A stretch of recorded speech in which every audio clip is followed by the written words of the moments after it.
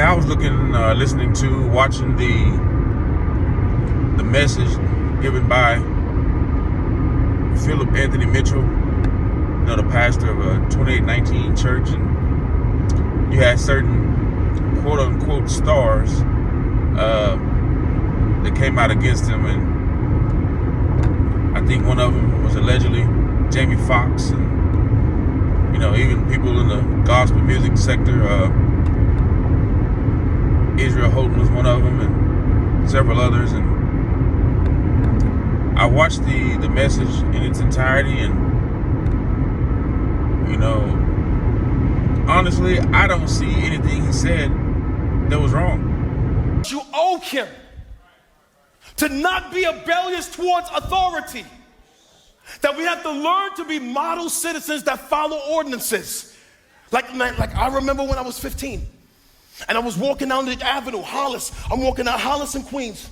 And I remember an Italian officer, man, he drove by me in his car. He looked me in the eye, and I looked him in the eye. We made eye contact, and I kept walking. He came around the block, jumped out the car, grabbed me by my neck, smashed me up against a brick wall, and he put his Glock to the back of my head. Watch. And then he said to me, watch, say something. And in that moment, I got to decide which one would be stronger, my ego or my submission.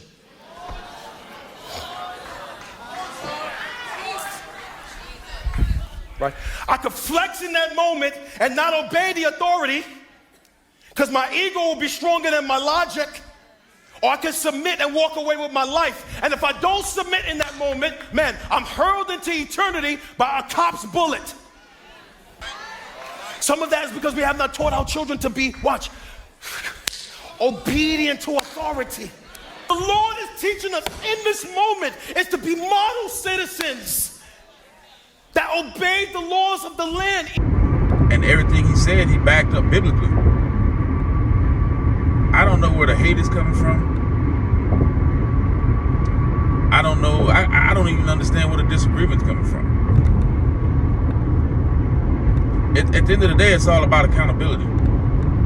I just believe, just me personally, and I've been on, there aren't too many things I haven't experienced as a black man in this country. I've had a relative, whose life has been taken by the police. I've experienced a little bit of racism, not much. Nothing to be blown out of proportion. I've been homeless 6 times in my life, right here in this good old United States of America. There's been times where I've been poor. There's times where I've had plenty to spend. Saying that, if people want to make a race thing out of it, when the pastor said that the majority of lives being taken in the black community is not done by the hands of white police officers. Well, if I'm not mistaken, someone correct me if I'm wrong, but if I'm not mistaken, that's actually statistically accurate. What do the statistics show? Now, he also made it a point to say that he realizes that not every police officer is a good police officer, and that there are bad people in every industry, which is true.